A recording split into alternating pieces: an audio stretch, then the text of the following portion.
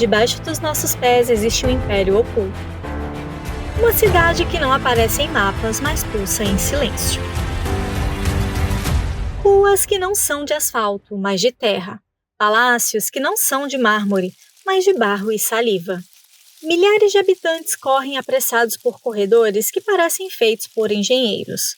Só que esses engenheiros não usam capacete, usam antenas. Esse é o mundo dos cupins, uma civilização tão organizada que faria inveja a muitas cidades humanas. E no centro dessa engrenagem existe uma figura quase mítica, a rainha.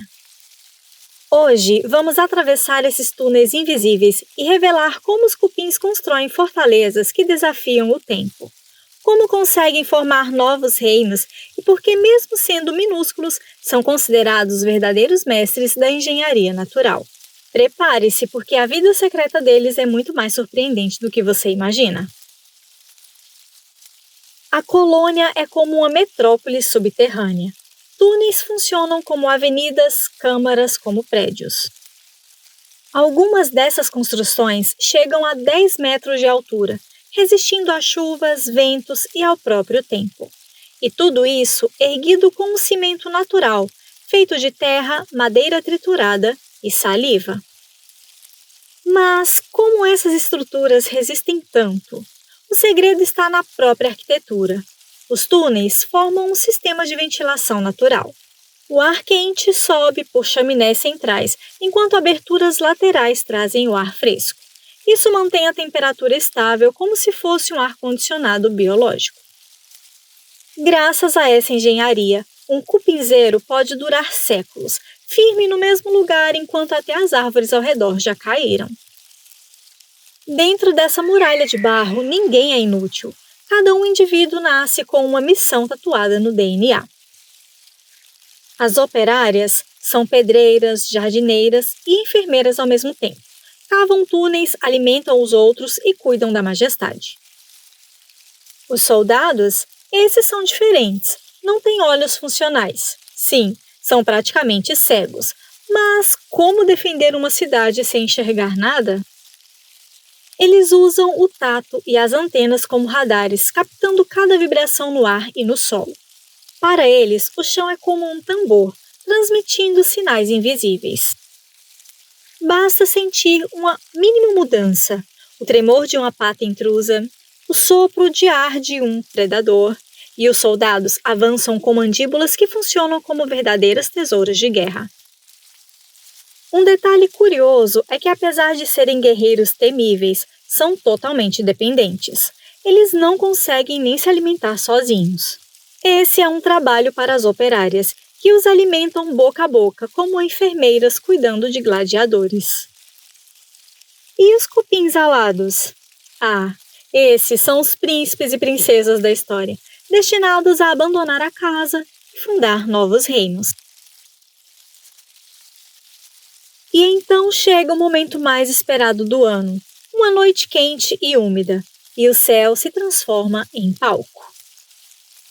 De repente, milhares de cupins alados saem de suas colônias ao mesmo tempo, voando como se fosse um balé sincronizado. Esse é o voo nupcial, uma verdadeira chuva viva, iluminando a rua. Mas por que todos saem juntos? Essa é uma estratégia. O enxame em massa aumenta as chances de sobrevivência. Predadores não conseguem dar conta de todos, e assim, mesmo que a maioria morra, alguns casais conseguem escapar. O acasalamento acontece em pleno voo, e o ar se enche de novos futuros reis e rainhas. Quando eles pousam, acontece algo ainda mais intrigante. Eles arrancam suas próprias asas. Parece estranho, mas é um gesto simbólico. Sem asas, não voltam ao céu. É a escolha definitiva pelo subsolo. De príncipes alados se transformam em fundadores de impérios.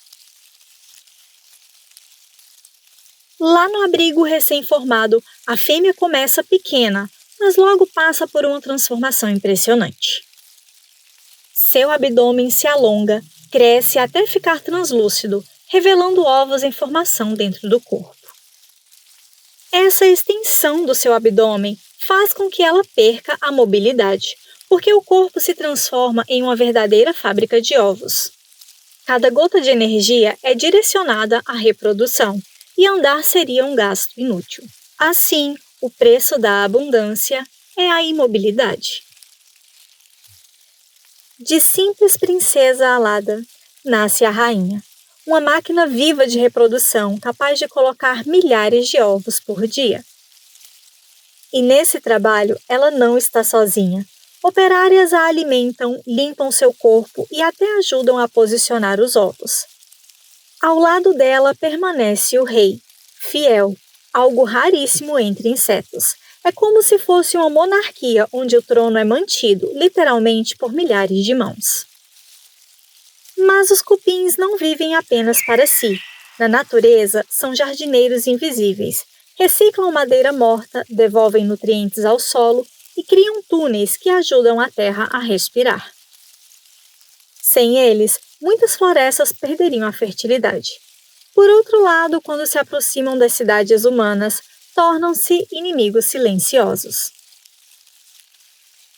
Casas inteiras podem ser devoradas em segredo, sem que ninguém perceba. Na floresta, eles são engenheiros da vida. Nas cidades, demolições vivas. E tudo isso tem um preço. A rainha pode viver décadas, mas quando morre, a colônia perde o seu coração. Sem sua postura constante de ovos, os túneis silenciam e a metrópole subterrânea vai, pouco a pouco, desaparecendo. Ainda assim, o legado continua, espalhado pelos reinos fundados pelos alados que sobreviveram. Sob nossos pés existe uma história épica de adaptação, sacrifício e liderança. Os cupins mostram que até os menores seres podem deixar marcas gigantescas no planeta. Quando olharmos para o solo, que possamos nos lembrar: a natureza nunca para de construir. Cada cupinzeiro, cada túnel invisível é um lembrete de que o mundo está sempre em transformação, mesmo quando ninguém está olhando. Curtiu a nossa jornada pelo Império dos Cupins? Então não se esqueça de se inscrever no canal, porque ainda tem muitas histórias escondidas na natureza. Aqui no Curioso Ponto, a gente descobre que até os menores seres podem carregar as maiores lições. Até o próximo vídeo!